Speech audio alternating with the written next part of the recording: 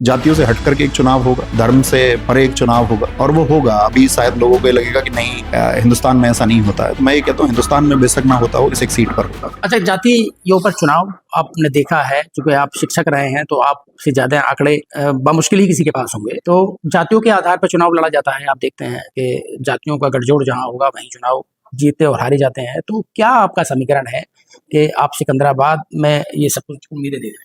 एक तो मेरी अपनी गृह सीट है, पहली चीज तो मेरा यहाँ कनेक्शन अगर मैं कहूँ, और तीसरा चौथा घर मेरा आपको मिल जाएगा। यहाँ पर मेरे लोग हैं जिनके साथ में मैं पढ़ा हूँ, लिखा हूँ, जिनके साथ में बड़ा हुआ हूँ, जिनके सुख दुख में मैं रहा या वो मेरे साथ रहे। तो एक तो हमको ताकतवर ये चीज बनाती है। दूसरा अपना एक छात्र वर्ग है, वह हमको ताकत देता है। तीसरा जो जातिगत समीकरण है वो समाजवादी पार्टी के हित में है। यहाँ पर दरअसल में जब पिछले चुनावों को समाजवादी पार्टी यहाँ पर हारी है, तो या उनके हिस्से में वह नहीं आया, तो उसका मुख्य कारण रहा, मैं जो मानता हूं कि एक दो जातियां अलाइन हो गई और जो बाकी सब जातियां थी वो कहीं खो गई, क्योंकि उनकी बात करने वाला शायद कोई उस समय पर रहा नहीं। लेकिन आज समाजवादी पार्टी ने जैसे अपना पीडीए समीकरण चलाया, तो पीडीए से बहुत, मैं अपनी ही सीट पर या बाकी प्रदेश में भी हम देख पाते हैं, बहुत तादाद में लोग जुड़े हैं, उनका माइंडसेट एक चेंज हुआ है। तो उसको लेकर के घबराहट भी है सब लोगों में, बाकी पार्टीज में, कि पीडीए इतना इकट्ठा कैसे हो सकता है। और वो सही मायने में आप धरातल पे भी देखोगे कि वो इकट्ठा हुआ है। तीसरा जो